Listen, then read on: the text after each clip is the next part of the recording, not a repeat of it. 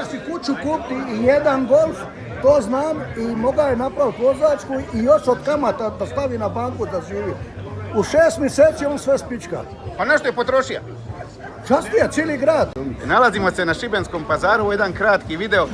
Našli smo na Mira, pratitelja iz Varaždina i gospodina Dragu Ritera iz Njemačke, starog Mirovog prijatelja koji će nam rastumačiti kako je to bilo kad je Miro dobija ogromne novce na lotu. Tako je. Idemo čak dalje u ovaj video. Ajde, dobro.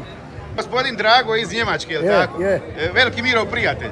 Znam ga od rođenja. Od rođenja? Je. Znači, ajmo malo Mirovom dobitku na Lutri.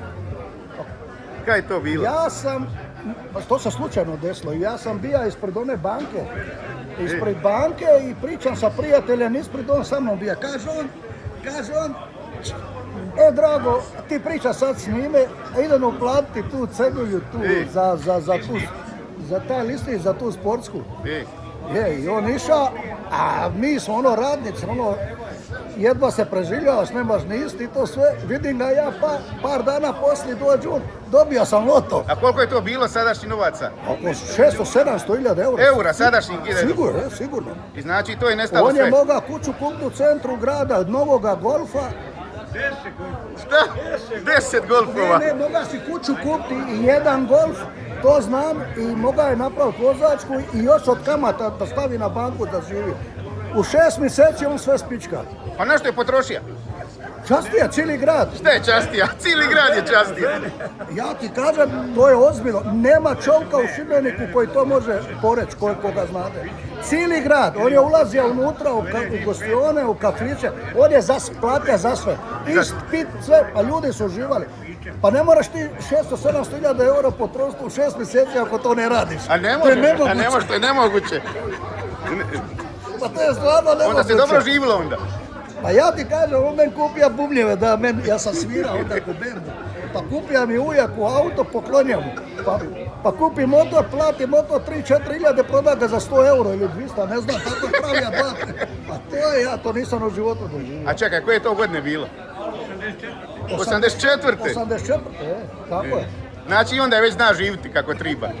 Ma zadnji dinar i onda da za taj listić. Ja njemu kažem, jesi ti poludio, nemaš nema. Pa kaže, idem ja igrat. On dođe poslije par dana, kaže, dobija sam loto, ja kažem, dobro. Ja on opet, ja mislim, šta je sad poludio skroz opet. Opet dobija sam stvarno loto. I prije govore da je Bog nas neba potra cigane, a raj je na zemlji.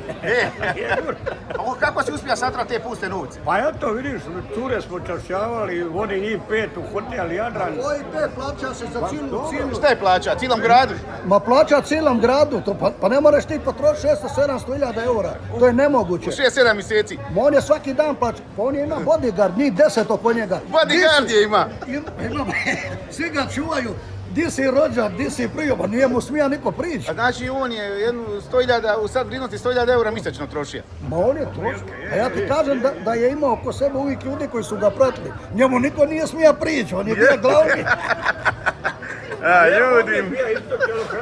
On ti isto bio tjelohrante. Pult Herman, znaš, Ive. Znam, Pult, njih 3-4, on je... Ja sam trenirao tekvando. A, tekvando, jeli? Ne, on ti je bio treći u Hrvatskoj. Bio sam i treći u Hrvatskoj, je. A dobro, malo je došao, to godine učinile svoje.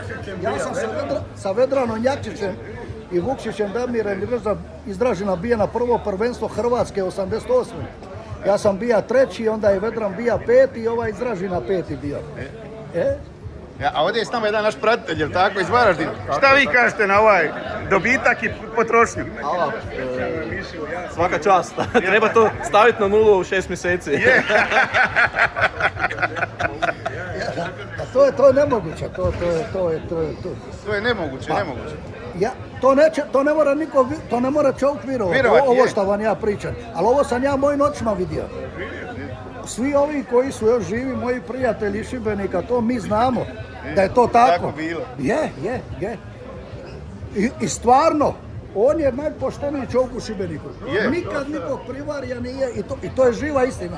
Puno pričaju to o njemu, to je stvarno tako. Zato me Ivo i sad i... Zato smo ga i stavili za ministra financija. Ali da imam spisak. Onda ćemo mi maknut ovoga hrvatskog šta je sad Je, i staviti njega. i moramo mi Mira birat. Tako je, obavezno. Najbolje da ga grad Šibenik bira. Nama trebaju pošteni ljudi koji ne kradu. Tako A je. dobro, ali koji kradu da daju malo i nama. Malo za sebe. Ne samo, Tako je, tako je. ne tako samo je. oni kradu, nama ne daju. A da je on Usina- ministar, on bi podijelio sve država pošla. Državu šatra u 2 godine. A malo za naš narod, za naše Šibenčane. Bili sirotinje, a sirotinje treba dati uvijek, jer mi smo bili sirotinje onda u ono vrijeme. Je. Tako da i sad dijelimo sirotinje. Evo, ja kad god idem u neki kafić, ja kažem konobarima, kad drugi put dođem, ko me prepozna, neka na moj račun pije. A ne možeš tako, pa ti... Dobro, pa moramo nastaviti tradiciju. A ti bit ćeš bez novaca, Pa svi. neće biti bez novaca. Uvijek dođe nešto. A uvijek neko dođe, znači od onih donacija, oni kažu, evo on je sad rekao počasti prijatelja, znači mi je ekipa sa pazara i opet počastimo neko, tako, važno je druženje. Tako je, druženje. Ti stvarno znaš živjeti, to je to. I eto opet da kaže, ovo kad budeš objavljiva, u Benkovcu me očekujte 9.9. Odlično, svakako. Da dođu iz Posljedare ovi ljudi iz Bibinja koji su dali donaciju. Znači vidimo se 9.9. u Benkovcu. Odmah Evo donator, drago Evo. moj, prijatelj iz djetinjstva.